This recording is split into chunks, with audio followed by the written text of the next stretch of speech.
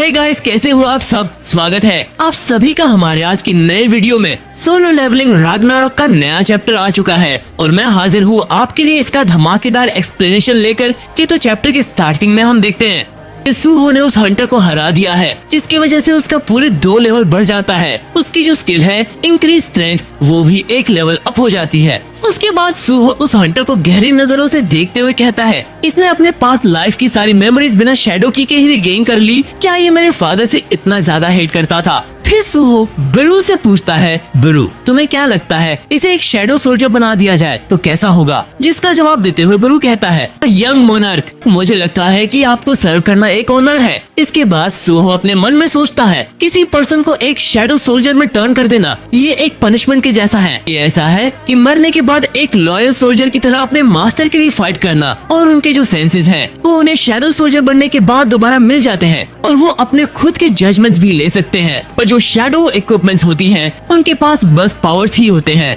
ये ऐसा है कि बिना सोल का एक बॉडी। उसके बाद सुहो उस हंटर के बॉडी के पास जाता है और बोलता है, अराइज। तभी उसे एक सिस्टम नोटिफिकेशन आता है कि शैडो एक्सट्रैक्शन फेल हो चुका है और उसके पास अब बस 2 और अटेम्प्ट्स बचे हुए हैं। सुहो थोड़ा फ्रस्ट्रेटेड लगता है और कहता है कि तुम अभी भी यहाँ पे रजिस्ट कर रहे हो। सुहो पूरी ताकत से यहाँ पे दोबारा ट्राई करता है, लेकिन यहाँ पे रिजल्ट में कोई भी चेंज नहीं आता। वो यहाँ पे फिर से फेल हो जाता है। अब सिर्फ एक चांस बचता है सुहो के पास। तभी ब्रू गुस्से में आ जाते हैं और कहता है कि ग्रेट, तुम्हारी हिम्मत कैसे हुई यहाँ पे यंग मोनार्क की बातें न मानने की। उसके बाद सुहो उसकी बॉडी को टच करता है और कहता है कि लास्ट अटेम्प्ट बचा है, अब जितना चाहो उतना ट्राई कर लो रजिस्ट करने का। सुहो यहाँ पे हार नहीं मानने वाला दोस्तों, एंड कहता है कि तुम्हारा हेट्रेड चाहे जितना भी स्ट्रांग हो, मुझे उससे कोई भी फर्क नहीं पड़ता। मेरी कोई विश नहीं है कि मैं तुम्हें यहाँ पे समझने का ट्राई करूँ। मेरा फिलहाल सिर्फ एक ही लक्ष्य है कि मुझे यहाँ पे सिर्फ पावर चाहिए और पावर के लिए मैं कुछ भी कर सकता हूँ। और सुहो फिर से यहाँ पे वही प्रोसेस स्टार्ट कर देता है एंड उसकी स्ट्रेंथ का यूज पूरी दुनिया को बचाने के लिए करेगा, वो चाहे उसकी मर्जी हो या ना हो। सुहो यहाँ पे पूरी तरह से बदल जाता है जैसे वो यहाँ पे हार नहीं मानने वाला है और बोलता है, अरिस। तभी हम लोग एक कार को आते हुए देखते हैं जिसमें चोंगिन यहाँ पे भागते हुए आ रहा था एंड कहता है कि यही वो अबंडेंट बिल्डिंग है जिसमें यहाँ पे धमाक हुआ था। यहाँ पे चोंगिन एंड वो जिनचूल बात करते हैं कि ये प्लेस सुहो के घर के पास है। हो सकता है कि सुहो अभी इंट्रोडसर से यहाँ पे फाइट कर रहा हो। सुहो के साथ उनका जो कांटेक्ट था वो भी यहाँ पे टूट चुका है अलार्म बजने के बाद। एंड घर पे जो इतने बड़े क्रैक्स के निशान थे वो समझ जाते हैं कि कोई आया था सुहो के पास उससे मिलने। तभी सुहो उनके पास आता है एंड बोलता है कि तुम दोनों यहाँ पे क्या कर रहे हो। सो समझ जाता है कि हंटर्स को यहाँ पे आखिरकार सिचुएशन के बारे में पता चल गया। वो जिन पूछता है कि सुहो क्या तुम सेफ हो ना? यहाँ पे कौन था वो इंट्रूडर? सुहो कहता है कि वांग डोंग सु आया था। चेयरमैन को पता चल चुका था कि वही एस रैंक विलेन वही ये हरकत कर सकता है।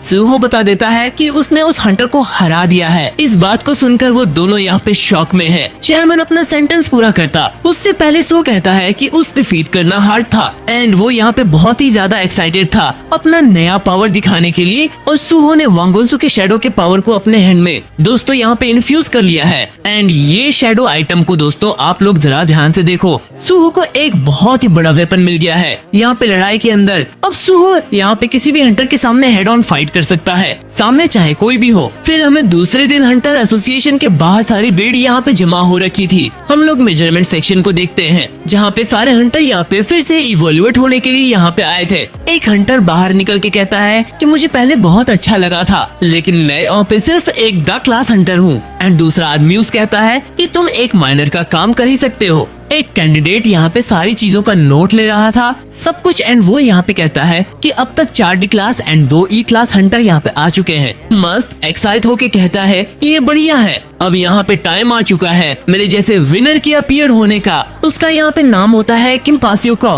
वो यहाँ पे हंटर एग्जाम देने आया था। वो सारे पीपल को देख के कहता है कि मुझे एस क्लास नहीं चाहिए, क्लास भी चलेगा या फिर उससे नीचे भी क्लास होगी तो भी यहाँ पे मुझे एक्सेप्ट है। मैं इससे मेरी लाइफ को यहाँ पे रातों रात शिफ्ट तो नहीं करना चाहता, लेकिन चाहे जो भी मिले मैं यहाँ पे एक्सेप्ट करूंगा। एक लेडी आके कहती है कि अगले मेजरमेंट के लिए जो भी है वो यहाँ पे तैयार हो जाए। अब टीम को यहाँ पे पता चल चुका था कि अगली बारी यहाँ पे सू की है। वो बहुत ही एक्साइट होके कहता है कि प्लीज इस हंटर को यहाँ पे वर्स्ट क्लास मिल जाए, लेकिन यहाँ पे सीन उल्टा हो जाता है। उसका मेजरमेंट दोस्तों यहाँ पे निकलता है ई रैंक, जो उसे बहुत ही ज्यादा डिसपॉइंट कर देता है। और कोरिया में आ चुका है दोस्तों एक नया एस रैंक हंटर संगसू हो। सब रिपोर्टर यहाँ पे शॉक में होते हैं कि एक रीकन बंदा एस क्लास हंटर बन चुका है। और प्रेजेंट वाले इंसिडेंट में ये हीरो यहाँ पे बहुत ही ज्यादा एक्टिव था। उसका सारे के सारे रिपोर्टर पूछता है कि कैसा लग रहा है एस रैंक हंटर बनने के बाद। वो जिंजू सब देख रहा होता है। वो बहुत प्राउड फील करता है अपने सो के ऊपर। चोच जोंगिन ने भी यही माना था कि इसमें यहाँ पे कुछ भी नया नहीं है।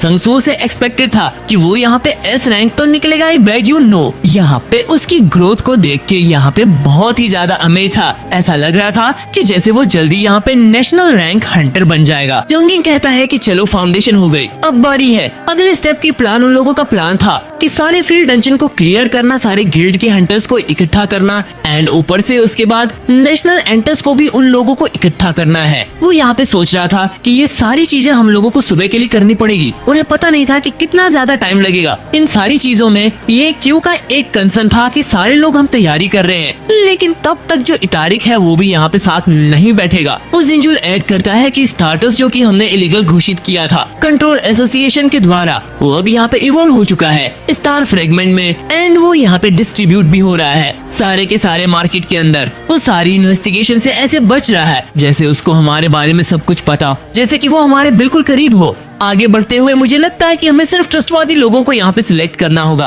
अपने ग्रुप के अंदर। जिस एनिमी से हम लोग यहाँ पे डील कर रहे हैं वो कोई यहाँ पे मामूली आदमी नहीं है। हम लोग समझते हैं वो उससे भी ज्यादा होशियार है। हम तुरंत ही पार्क डोजिंग को देखते हैं जो कि सुबह की प्रेस कॉन्फ्रेंस को देख रहा था एंड विद इन फ्लैश वो यहाँ से गायब हो जाता है और अपना पोर्टल एक्टिवेट करता है। वो तुरंत उसी जगह पे जाता है जहाँ उसके सारे के सारे सर्वेंट काम कर रहे थे। वो सबको यहाँ पे काम करने से मना कर देता है एंड एड कहता है कि सब लोग यहाँ पे आ जाओ, मुझे यहाँ पे मीटिंग करनी है। सारे के सारे हंटर्स उसके सामने यहाँ पे नील डाउन कर रहे थे एंड वो सोचता है कि ली मिस सॉन्ग के बाद कोई एक क्लास हंटर नहीं है जो स्टार फ्रेगमेंट को रेजिस्ट करे। लेकिन प्रॉब्लम है कि स्टार फ्रेगमेंट इतना इम्प्रूव नहीं हुआ है कि उससे कोई एस क्लास को यहाँ पे सर्वेंट बना सकूं मैं। अब जो यहाँ पर संगवा एस रैंक बन गया है तो उसकी एक्टिविटी और भी ज्यादा बढ़ जाएगी मेरे अगेंस्ट। वो दूसरे गिल्ड के हंटर्स को रिक्रूट भी करने लगा है। वो मेरे साथ टेरिटरी कॉन्क्वेस्ट गेम खेल रहा है, ऐसा गेम जिसमें जिस साइड यहाँ पे ज्यादा अवेकन लोग होंगे वो ये गेम जीत जाएगा। अब जब संगसू पूरे कोरिया के एस रैंक हंटर को रिक्रूट करने जा रहा